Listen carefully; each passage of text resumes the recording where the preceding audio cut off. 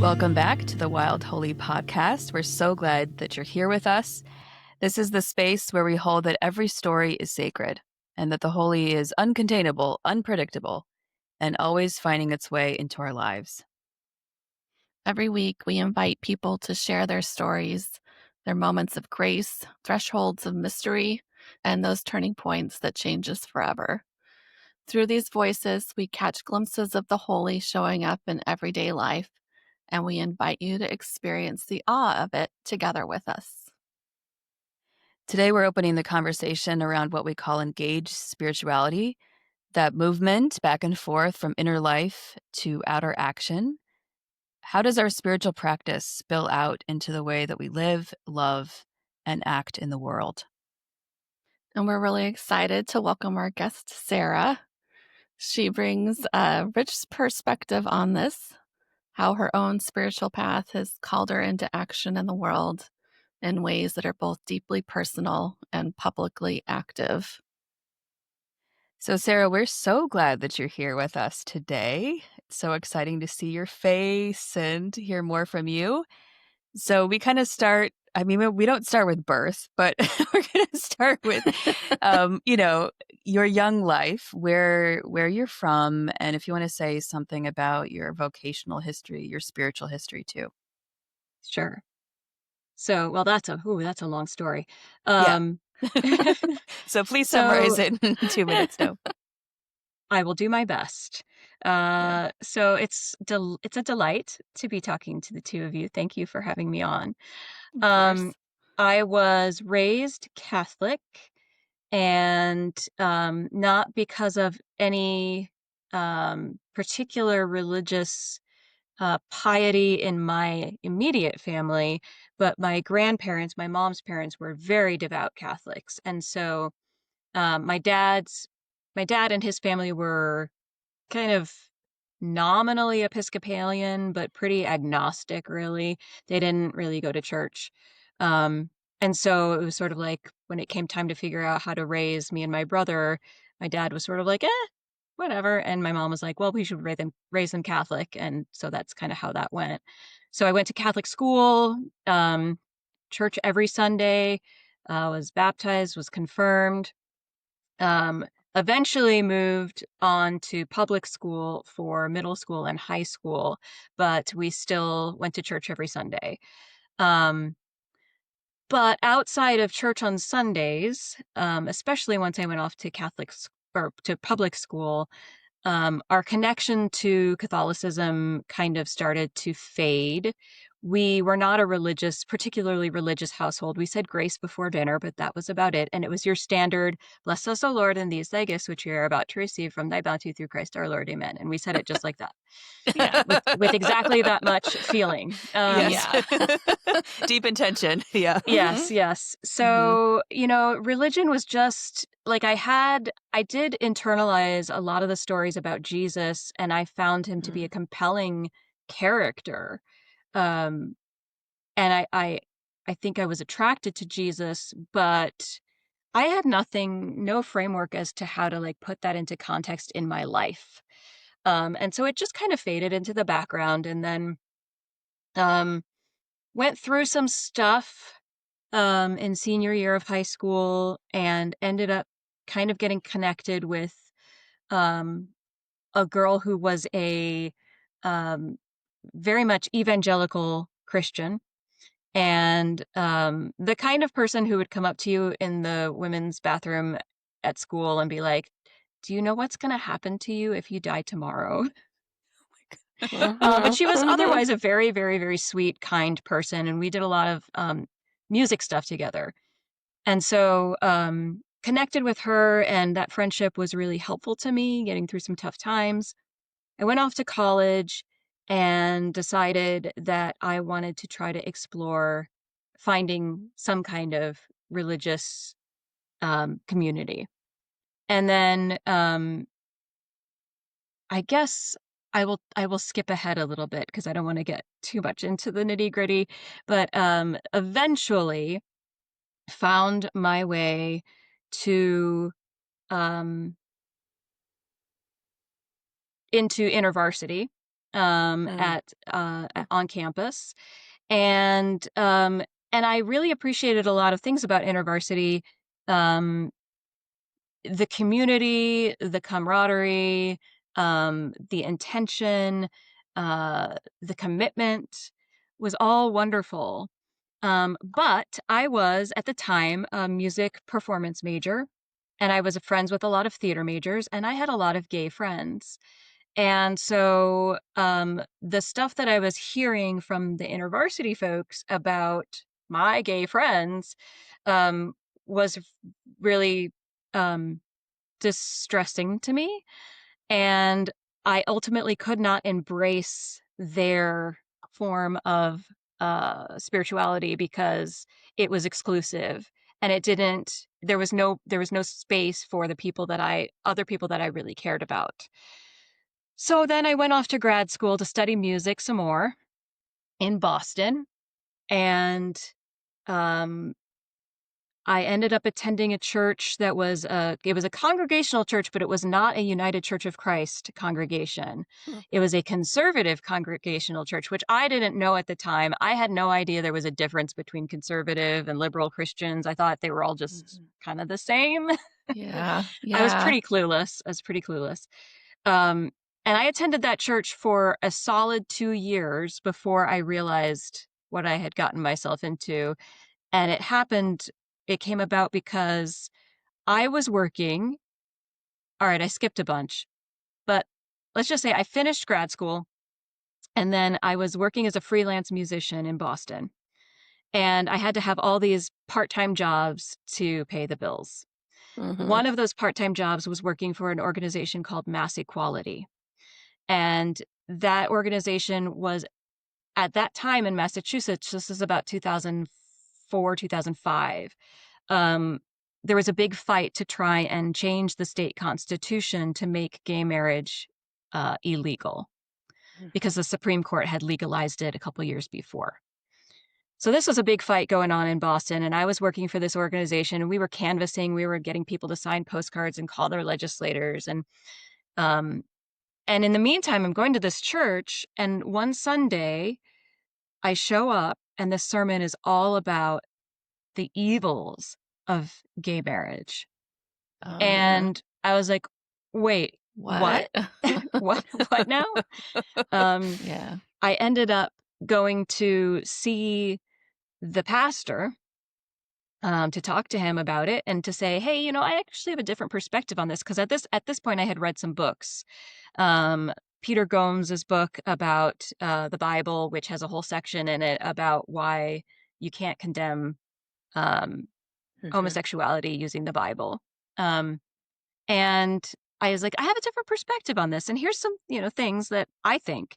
And his attitude towards me was just kind of like, oh, you ill-advised child, you don't know what you're talking about. Mhm. Yeah. And so that was it for me for that church. Mhm. And then a friend of mine from grad school said, hey, well, I go to this other church in Boston, and it's called Hope Church, and it's a little UCC church. And it was this startup UCC church. It had been around for about 5 years at the time. And I went with her one Sunday, and just, it was a beautiful thing. The music was great. It was progressive. It was everything my little heart desired that I didn't think existed in a church. So I started attending there, and through the course of my work with mass equality and going to that little progressive church and kind of being exposed to progressive Christianity a little bit more, I came to realize that I felt some kind of calling. Mm. Um, and part of this, I don't know how much detail you want me to get into, but part of this also was through my work at Mass Equality.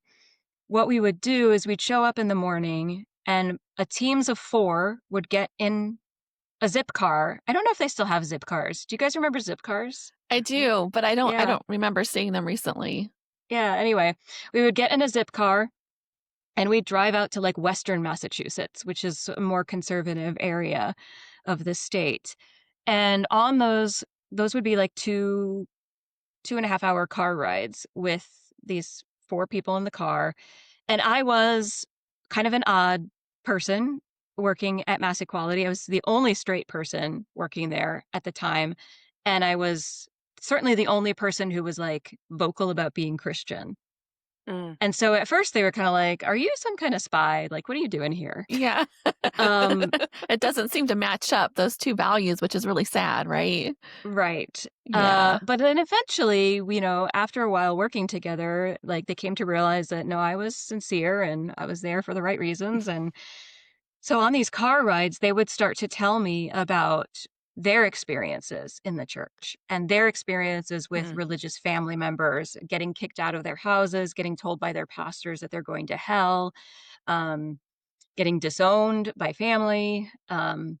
So, but as they would talk about this kind of stuff, they would also talk about the fact that they still had a yearning Mhm. for spiritual community. Like they had good memories of being children in church.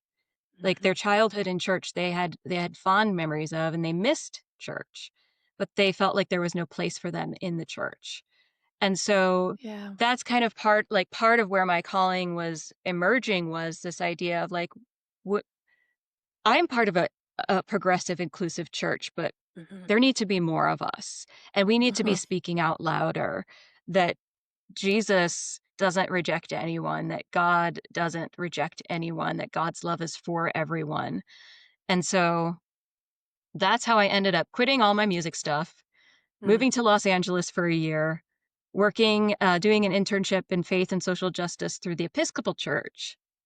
And it was about halfway through that year in Los Angeles that um, I decided I wanted to go to seminary, and not necessarily to become a pastor. I had no Mhm. idea what I wanted to do, but I thought I want more theological grounding, more biblical knowledge.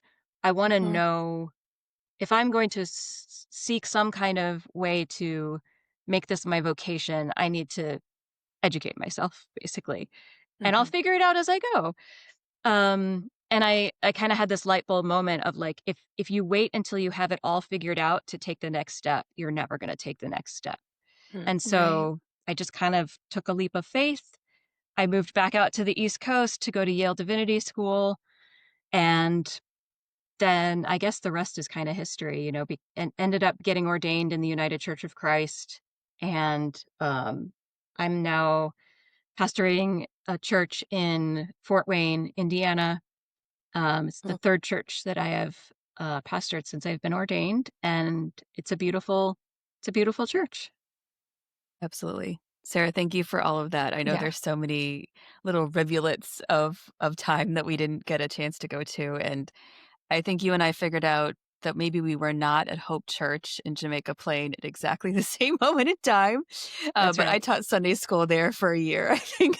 Oh my gosh. So, yeah, when I was in seminary, but I don't think we ever met, which is amazing. But that was a very unique community, beautiful in many ways.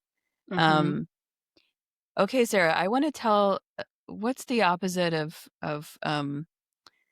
bad gossip. I want to tell something good about you that I don't think I think it's a moment you don't even remember. I'm sure you don't. So so this happened, I don't even know how many years ago, but when we Sarah's like, "What are you gonna say right yeah, now?" what am I going to say? What I'm is only this? going to mention this because I feel like this really encapsulates some of this connection between the outer and the inner flowing in both directions. So, Sarah, you for a while were pastoring a small church here in New London, Connecticut, Hmm. and you were also part of this homeless ministry. And so I was serving a church at the time, and I brought some confirmation students over to have dinner with unhoused folks who were gathered there. And Right. it's always an interesting environment because it's hard to tell, like, are the adults more nervous about this or are the kids? And so you did a beautiful job of kind of like welcoming everybody in and all of that. And at one point, you were called away because someone was having some kind of crisis. which I'm sure was not a unique circumstance. And I remember looking over to say, "Where's Sarah? Where is she?" I remember looking over to you, Sarah, and you were in the most tender way, gently listening to this person who was having a moment.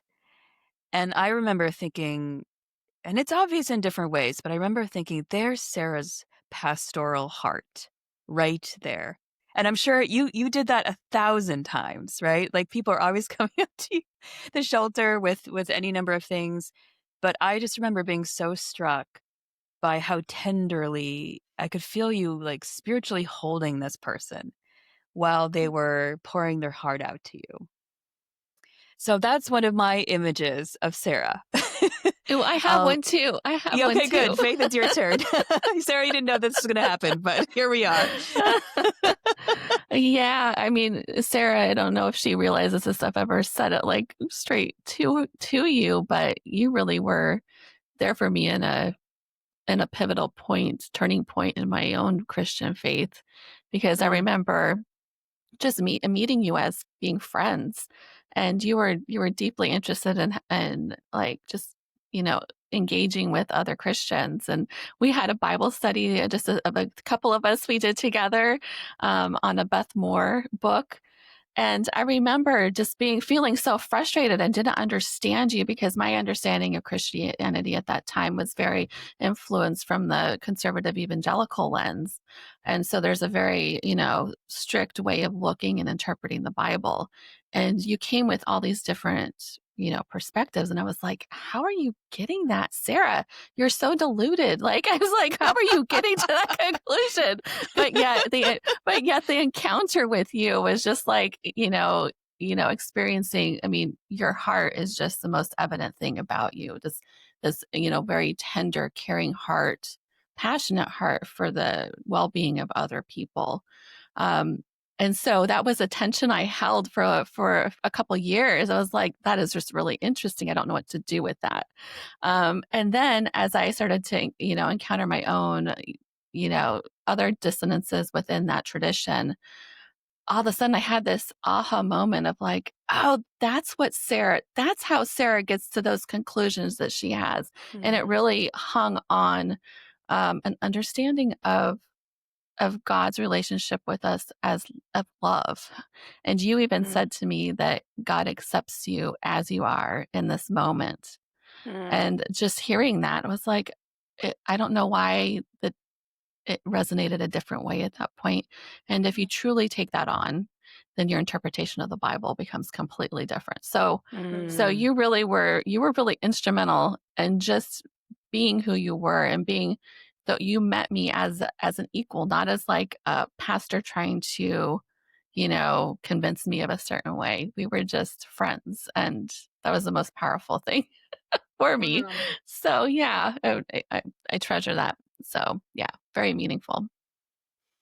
Well, Stephanie, I don't remember that moment at all. No. Um, but I do remember that Bible study, Faith. Yeah. And I remember Yes. thinking to myself, they're never going to invite me back again. Yeah. Oh You my just, gosh. we It don't was know what so the wild funny. holy's going to do with all this You stuff, don't. right? You That's what it don't. We need is. to we need to encounter difference. We really do. It's Mm, key to our development as individuals to not always hang out with people who are the same and agree with us. Otherwise, we'll never expand and never be open to new horizons. So yeah, really experience that there. Yeah. Well, maybe we could start heading towards. I really want to learn more about your activism, Sarah, and some of the passions you have, particularly for the people of Palestine right now. You sure. have a Substack called West Hmm. Bank Reflections. Hmm. And I was reading through some of your posts. So maybe you could tell us a little bit about that. Sure. Well, I have to back up a little bit because I want to connect this to kind of the rest of the trajectory of how things have gone in my life. I was a student at the Living School for the Center for Action and Contemplation. I started, it's a 2-year program. I started it in 2021, COVID times. And so I had my last symposium with like in person in Albuquerque with Richard Rohr and all those folks and all the other students in July of 2023. So I went through this very rigorous 2-year program on contemplative spirituality, and it was incredibly thought-provoking. It was incredibly rich. I grew, I think, a lot um, in terms of my own spiritual practices and my commitment to spiritual practices and just my intention around my spirituality just grew so much during those 2 years. And then right before that last symposium in June of 2023, I went on a solidarity tour with some fellow church members and a church member who happens to be the executive director of the Indiana Center for Middle East Peace. And Mhm. he leads these solidarity tours every summer. So he had been trying to get me to go on one of these trips for a couple of years since I had started at the church. And so I finally said, okay, yes, I'll go. And so it was me and nine other people, and we traveled around the West Bank, which is how my blog got its name, was because I started it after this trip where we were touring the West Bank. And what I say to a lot of people when I try to explain what that first trip was like for me is that it felt like every time we went somewhere and we visited someone and they told us their story and their struggle, my heart would break into a million pieces every time. And so when I left Palestine, I would say that I left pieces of my heart in Palestine. Or another way to say that maybe is just to say that I felt a deep spiritual connection to Mm. the people that we met there, to the place, and of course, as a Christian, you can't not feel connected to the holiness of that place. Um, but one of the things that I think really stuck with me was they would talk a lot about there's the dead stones, which are the stones of the churches and the tombs and the monuments and all. And then there's the living stones, which are the people.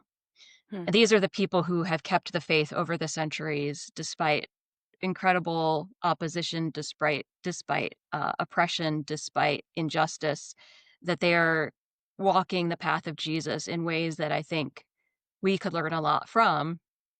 But in any case, I came back and I went to the final symposium of the Living School, and it all just kind of gelled for me um, in in that space of coming back and then being thrown right into an environment where we're talking about deep spirituality, where we're talking about deep connection. And one of the Mhm. things about, contemplative spirituality, as you both kind of know, is this idea that we are all connected to each other. Mhm. We are one in our connection with God and to the planet and to each other, and that our separation from each other, our separation from God, all of that is an illusion. We are Mhm. inherently connected.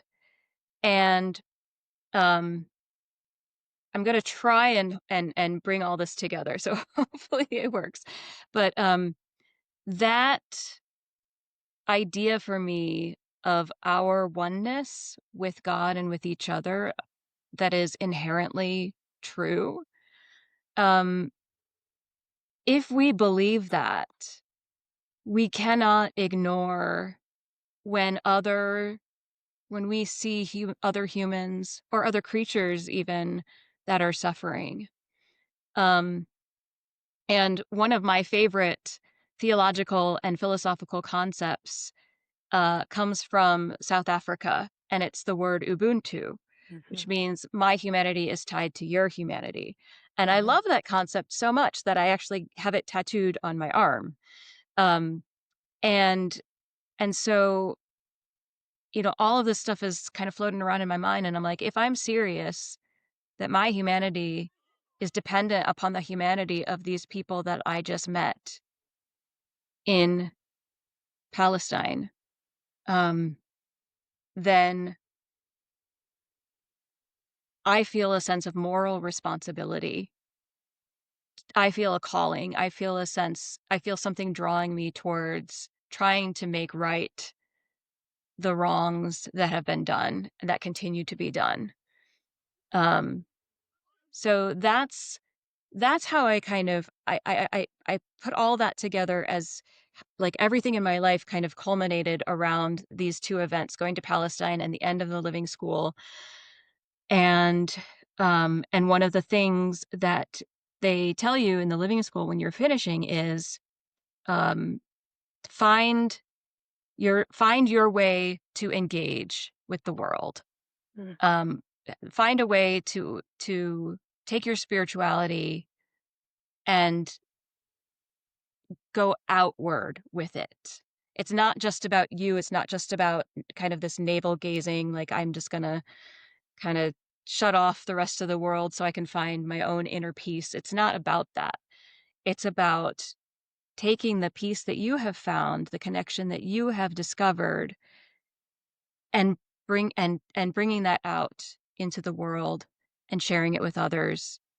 And for me, that what that looks like right now anyway is recognizing what's happening in Palestine, the deep, deep suffering that people are experiencing there, and understanding that and I'm going to get into politics just a teensy bit here to say that my humanity is diminished because of what's happening to them. And part of that is because I care a lot about what's happening there, but also in a very practical way, my tax dollars are paying for the bombs that are killing the children in Palestine. And so, um, and so I feel this sense of moral injury. I feel this sense of moral obligation that I cannot be fully human until they are recognized as fully human as well. That's a that's a heavy thing to carry around, and I think that's, one of the reasons why it's not fully met by a lot of people, because that is I think each person does recognize that there's this, like, deep need in the world, but then what do you do? So how do you help other people who want to be engaged, but and have a heart for it, but don't quite know how to do it, and not be overwhelmed by that Yeah, suffering? that's a really, really good question. And I think it's something that I'm still trying to figure out. I think one of the things that's helpful for people I have found over the last 2 years is there is a kind of a sense that most people have of this is really complicated and I don't understand all of the history and I don't understand all of the politics and it's just so complicated. I don't know how I can possibly engage with this. That's a pretty common sentiment. And so one of the things that I've tried to do with my blog and with the way that I have tried to talk about it with other people, and how I talk about it at church, with congregation members, is to try and demystify the situation and try and, I mean, there are elements of this long 77-year conflict. There are elements of it that are complicated, but there are also elements that are not complicated. And I think especially right now, when you look at what's happening in Gaza, it's not complicated to say, um, children shouldn't be starved to death, right? That's not Mhm. complicated. You can see that's very clear. Mhm. Mhm. Yeah. Um, but but I think people don't know how to engage because they're like, I don't want to be called anti-Semitic if I criticize Israel. Mhm. I don't want to be called a Hamas sympathizer if I try and advocate for Palestinians. And who's right and who's wrong? Hamas, what they Mm. did on October 7th was so horrendous. And so just trying to kind of give people a very basic I try to remember where I was in 2023, the first time I went to Palestine and I knew nothing. Mhm. Mhm. And I try to remember those things that were helpful for me in starting to put the pieces together and understanding the history of the conflict. Mhm. Um, and I and honestly, it's just about trying to educate people to the point where they feel like they have enough of a grasp to be able to say with confidence, stand with confidence, and use their voices confidently to speak out against what they see as being wrong. Um, and everybody has their own inroad for that. Um, for some people, maybe it's children. For some people, maybe it's the starvation piece. That's been something that brought a Mhm. lot of people to the table who hadn't spoken up in the past. Um, Mhm. Sarah, I kind of wonder, you you had an advantage in that you got to go there, and there's something that happens, like I talked about with our encounter, where I encountered you as another individual with a differing opinion on Christianity that broke me open to a reality of something a new way, or Mm. anyways, something broke open something. And so similarly, you went to Palestine and you engaged with these people and you met them. And that seemed to spark in you this fire and of compassion for them. And Yeah. I think that that seems to be like a challenge for us who live so far away. And Mm. when you're bombarded by so many different stories that really demand compassion every day, Mhm. that it's just impossible to truly get to that spot. So, I mean, I'm not saying that there's an answer to this, but I think that a lot of people struggle, as I do, to really get to that point where you are, to have had that encounter and be Yeah. broken open some way to make it real, really real. Yeah, I agree. I think there is something about going there that really, um, I don't think there's anything that's quite like that, because it is such a unique experience, and it is such a unique. Maybe it's not so unique, but it's as an issue, the level of the level of, propaganda and vitriol and, people on both sides just really attacking each other, um, in ways that are sad to see, Mhm. but I think one of the benefits of actually being there is when I read or hear someone say something about Palestinians that I know is not true because I was there and I saw it with my own eyes. When Mhm. you have somebody who says, "Oh, well, there's no such thing as apartheid in Israel. That's not real. That's just Hamas propaganda or whatever it is that people Yeah. say." I can say, "No, I saw how the houses in the Palestinian towns had water tanks on the top of their houses because Israel controls how much water they're able to have. I saw the wall that separates, Israelis from Palestinians. I saw the effects of how Palestinian families are governed under military law and Israeli citizens are governed by civil law and the differences there. I mean, there's just Mhm. so many I could name one Yeah. example after another. And so I know what I saw with my own eyes. Well, I'm wondering, because so in your blog, you on your Substack, you go over a story of a particular person you encountered, which was Fakhri Diab. Am I saying his name right? Yes. Yeah. So maybe you could take us into that particular encounter with him. And Yes. so the listeners can really through your own eyes kind of encounter that. as you did? Sure. So Fakhri Diab is a gentleman who lives in East Jerusalem. Um, and he lives in a particular neighborhood of East Jerusalem called the Silwan neighborhood. Now, East Jerusalem is it's separated from the rest of Jerusalem by checkpoints, and it is the Palestinian part of Jerusalem. However, um, it is currently a target, I will say, of the Israeli government. They're trying to clear out the Palestinians from East Jerusalem for a number of reasons. In the Silwan neighborhood, they say it's because they have found archaeological evidence of the time of King David um, in that area, and they want to clear all of the Palestinian homes from that area so they can build a biblical theme park called the National King David Park or something like that. Um, Huh. and so that's one reason why people are being evicted from their homes. And in the case of Fakhri Diab, his home had been demolished.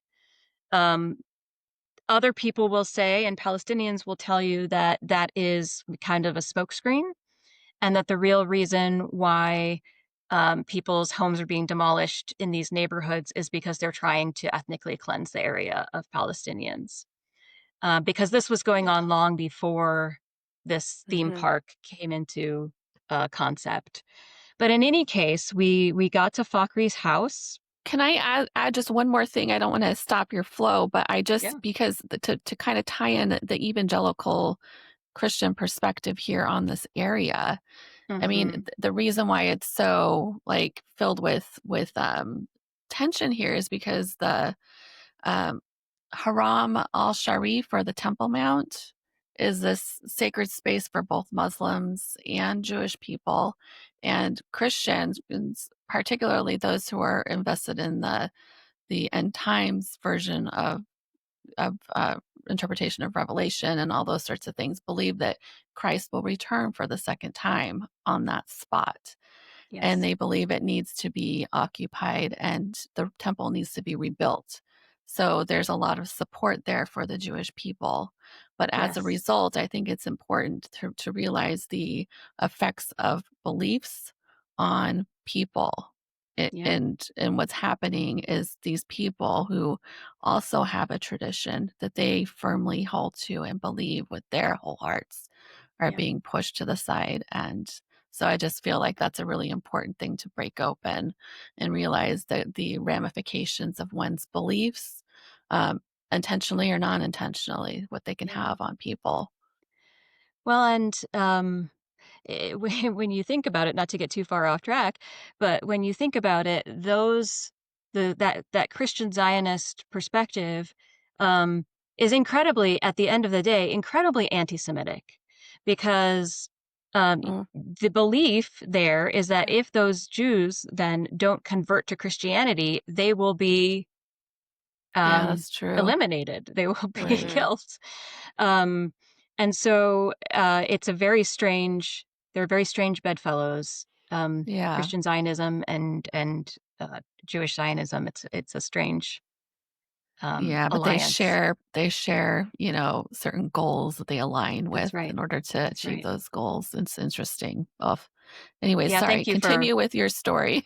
Yeah. But thank you for bringing that up. That's a really important Yeah. point. So we walk into this area that used to be his house, and we just see piles of rubble all around us. And they've kind of swept it to the side and swept out a space where they could put chairs out for people. So our group, and this was on my most recent visit in 2025, in May of this past year. Okay. Very And recently. very recent. And so we all sat in these plastic chairs surrounded by the rubble of his house. And he explained to us that the Israeli government told him the reason that they had um, demolished the house, according to them, was that they had built it without a permit. However, this house had existed before 1948. Um, before 1967, which is when the occupation began. And Mm. so there was, that was just a Yeah. complete lie. And one of the things about these home demolitions, which happen very frequently, um, is that Israel will go in and demolish the home, and then the Palestinian family has to pay the bill for the demolition of their own home. Wow. Wow, and are they replacing that home with something different, or are they just, like, out of luck? They can't, because if in order to build anything or put anything on a piece of land in the West Bank, because it's all controlled by Israel, um, you have to get a permit. Those permits are almost impossible to get. I would say 99% of permits are denied. And so Fakhri and his wife had put a small trailer on the property after the home was demolished so they would have someplace to, sleep. Yeah. Um, and now there's a demolition order for that trailer because there was no permit um, for the trailer, even though it's on their property. Um, so the other part of this that is so just infuriating in terms of the injustice of it all is um, East Jerusalem is a place where, like I said, they're trying to ethnically cleanse the Palestinians from the area. And so oftentimes if a family is evicted from a house or if a house is demolished, uh, Jewish settlers, Israeli settlers will come in and claim the property for themselves. And the Israeli government supports that. And so you have all these Israeli settlers living in formerly Palestinian homes. The settlers, because the Israeli government wants to encourage this kind of activity, Israeli settlers do not pay any taxes. Um, However, Fakhri Diab and his family are still required to pay taxes on their home that was demolished. So what does that look for him on a day-to-day basis? He doesn't have a place to live, him and his family, and if he does move, he's separated from his other family members or close relatives, I would It's a imagine, or really it's very difficult, and here's where some of the complexities come into play because um, the way that Palestinian society operates under the Israeli control is every Palestinian has what's called an identity card. It's kind of like a passport, but because it's not a state, so it's not like a real passport, but it's a travel document. And there are Palestinian citizens of Israel, and they have an identity card that says that they are a citizen of the state of Israel. They still don't have equal rights, but they are a citizen. There are Palestinian residents of the West Bank, and they have an identity card that says they can go to places in the West Bank, but they can't go to Jerusalem, and they can't go a lot of other places. They can't go to Israel. Residents of East Jerusalem are in a special category because Jerusalem is not technically part of the West Bank. It's kind of its own separate entity. And so East Jerusalem does technically get services from the city of Jerusalem, from the Israeli government. And so Mhm. things for Palestinians in East Jerusalem are, in a sense, a little bit better than somebody living in the West Bank, which are a little Mhm. bit better than people living in Gaza. So there's like kind of Right. tiers of residency. Mhm. And so if you live in East Jerusalem, you don't necessarily want to just move somewhere else because you're giving up your residency in East Jerusalem. And Mhm. that's not necessarily something that you want to lose. So Right. that's why they have this trailer on their property that they're going to continue to live in Mm. as long as they can. And if they demolish the trailer, they're probably going to get a tent and live in the tent because they're very stubborn is one way to say it. I would say persistent and steadfast is another way to say it. Mhm. They are very connected to the land and they are very steadfast in their um, in their commitment to staying on that land. Um, I don't know if that answered your question. I'm not sure I remember what the question was. Oh, yeah, no, I was just curious how it affected them day to day, because 'cause I'm trying to tie it into what we would experience if we experienced something similar here. Like, Yeah. if my home that I live in Quaker Hill was, like, all of a sudden decided that there wasn't a permit initially when it was built in 1955, Mhm. and they needed to just come and demolish it. My home that I just spent the summer painting all the walls, putting so much time and energy investing in it. My home where I watched my 2 boys grow up and we have their, heights marked on the posts of our kitchen wall. Um, my garden where I go out and I spend time tending to plants, in hopes that I can bring some in to cook with. I'm trying to place myself in their shoes and imagine what that must be like, how devastating that is, and that's a reality of every day. Like, that's a reality if that hasn't happened to you, that there's a good possibility that could happen to you, and just what that must be like to be living underneath that threat constantly. One thing that Fakri said that I think will probably always stay with me was that it's not just the home of the family that gets demolished, it's the dignity of the family that gets demolished as Mhm. well. Mhm. And the other thing in terms of day-to-day life, his grandchildren can't come and play at their house anymore because it's dangerous with all the rubble and there's wires and and so the family is um splintered in that way as well.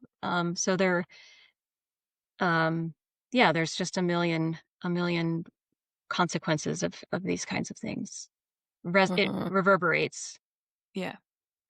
And I'm wondering, Sarah, I mean, you are in Indiana, Mhm. and I think it's fair to say it's certainly in our lifetime, I think we've never experienced this exact set of political circumstances. I mean, we Mhm. didn't grow up in a country that was just deporting people willy-nilly for the most part. Mhm. Um, so we're living through a really treacherous for America, for US, a treacherous political moment.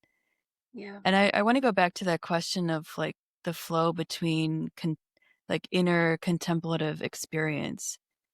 That sense that you said, like there's a oneness, an underlying oneness between all people and all beings, and what it's like to live in this political moment here, also deeply, deeply caring about people in Palestine in Yeah. particular, and how you navigate. Like that's your heart is big, Sarah. Your heart is very big and very Yeah. deep.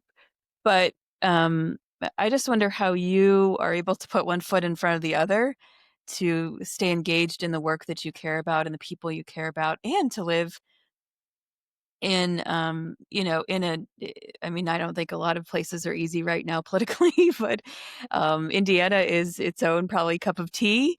And so how do you do that, Sarah? How do you like walk day by day as Sarah? That is a good question, and that is definitely a challenge. Mhm. Um, because there are things that are going on here that I care about deeply as well. I do see a lot of it as being connected and Mhm. intersectional. Yeah. And so that's helpful to me sometimes if I'm like this is all part of the same system of empire domination and colonialism. Mhm. And whatever way we can start try to chip away at that, Mhm. that's the work, right? Whether it's Palestine or immigration or um rights for LGBTQ people, or whatever the case may be, whatever you you yourself are passionate about. Um, but so not, like knowing that, like, I don't have to take on every single thing, Mhm. um, because I know not everybody is going to work on Palestine. Some people are going to be working on other things, and that's good, and that's how it should be. Um, we all have those things that are on our hearts that the thing. I read something once that it was really beautiful. Like, what your calling is. It's the thing that breaks your heart the most. Like, that's the Mm. thing to follow when you're trying to follow from like what's in your heart and like the contemplative work that we do. Um, and how do we like follow that outward is finding the thing that is breaking your heart the most and letting that lead you. But anyway, that's an aside. Um, I think for me, part of it is being I cannot say I cannot say how thankful I am to be part of a spiritual community now that I feel incredibly supported by. And that has not necessarily been the case in the past. And I know that's not necessarily the case for all pastors or even all Christians, lay Christians.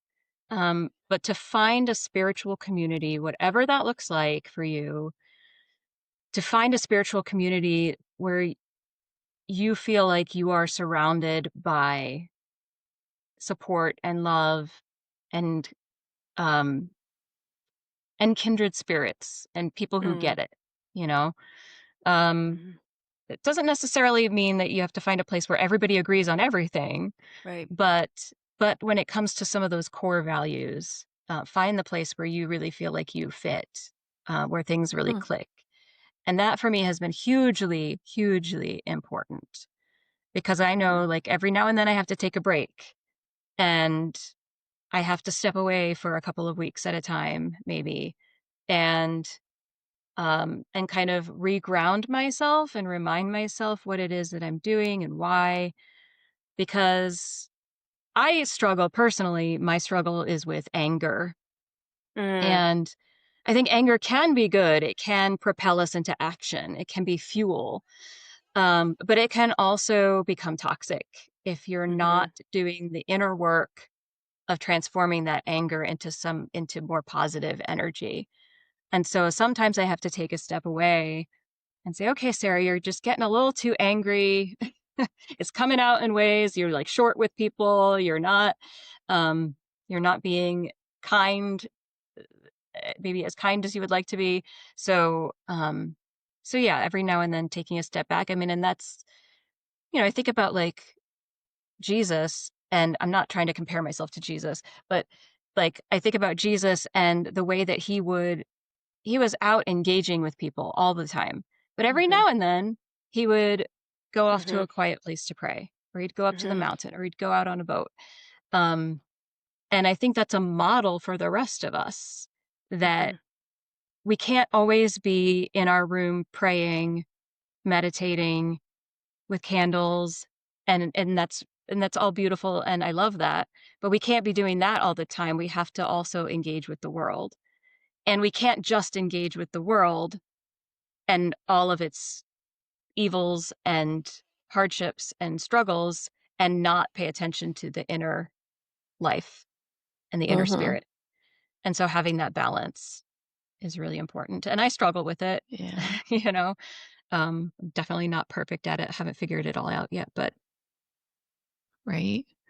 Yeah, that's one of the things that if we could all learn how to balance multiple opinions, multiple ways of being, multiple feelings within our own selves, just be able to hold them and be able to see what's there and then move from that space of instead of always trying to struggle and grab this and force this to happen and kind of move. And that's where the contemplation kind of helps is so you can kind of settle back into that space of equanimity and then be recharged to move from a space that's less graspy and holding on to Mm. and but hopefully in that looseness of grip you can move with more energy and I don't want to use the word force but you'll be have more momentum behind you.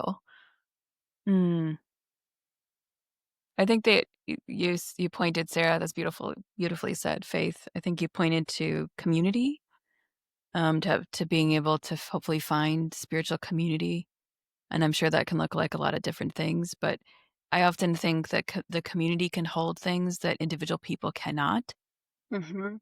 And that sometimes I think this maybe especially in the West, because we are so individualistic, that it's all about like self-care and, all this stuff. And Mhm. self-care itself came from, communities, marginalized communities that felt abandoned by the whole. So what's left is after the whole is the self, right? It's like it has a sad history and etymology actually. But the strength is the community. It really, again, I think it can bear things that we ourselves individually can't. Um, Yeah. right? Yeah. Go ahead, Sarah. Yeah, well, and I was gonna just respond to that to say that, I am all for self-care. I think self-care is important, but I think sometimes the thing that's missing when we're talking about self-care is, like, sometimes you gotta let other people care for you too. You can't Mhm. do it all, you can't take care of yourself all by yourself. Like, Mhm. there's self-care, and then there's also, like, the care of the community Yes. that we should be open to. Well, care is the words that I associate with you. Like, Sarah, if anyone cares about anything, I know Sarah will care about it. And I would like to end, you wrote this is on your Substack. You wrote a beautiful prayer for Gaza City. Mm. And is it okay to share it, Sarah, as a Oh, kind of closing absolutely. thought? Yeah. It's just so beautiful. So this is a prayer for Gaza City that Sarah wrote. God of miracles and mercy, we know not how to pray. We know not what words could possibly hold all the panic, fear, dread, and hopelessness. We can only scream with inward grief and rage. Rage at the cruelty of our world, rage at our own complicity, rage at our own inability or unwillingness to give more of ourselves. And after we've grown tired of screaming, we can only feebly ask, with all humility, for what we want more than anything. May the people of Gaza City know your mercy and your miracles. May the people of Gaza City know your presence, which, even if it cannot protect the body, can always sustain and protect the soul. Let Gaza live, O God. Let Gaza live. Amen. Amen. Sarah, bless you and the work that you're doing in this world. um, we could talk for This was hours and have this was and too will. short. This was It too was too short. We short. need more time. We need more time. That's always true. Um, Thank you so much, Sarah.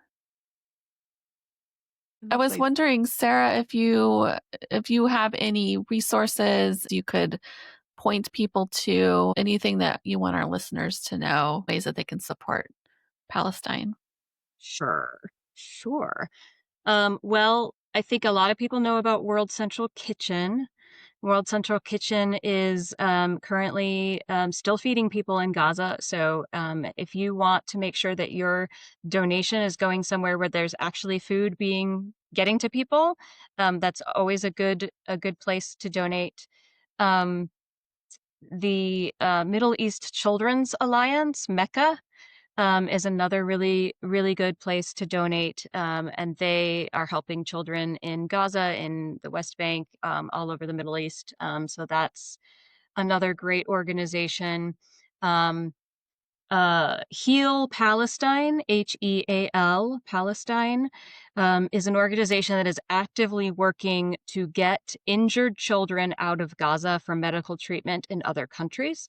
And this is especially children who have injuries that are so severe. A lot of them are amputations that require much more complicated surgeries than they can perform in Gaza right now. And so Heal Palestine is actively working to get those children to other countries to get medical care. So that's also a fantastic organization. If you're wanting to donate or just support in any way, those are some options. Yeah, that's very helpful. And then do you mind if I also put a link to your Substack in Not at our all. description notes? Okay, we'll do Wonderful. that. Thank you again to Sarah and for all of us, for all of our listeners in this community, this wild holy community. May the love of the wild holy encourage you and inspire you to beautiful, compassionate action. There's plenty of justice and peacemaking work to be done. Mm, So may you be inspired, and Faith and I will see you next time on the Wild Holy Podcast. Take thank care you. of each other and yourselves.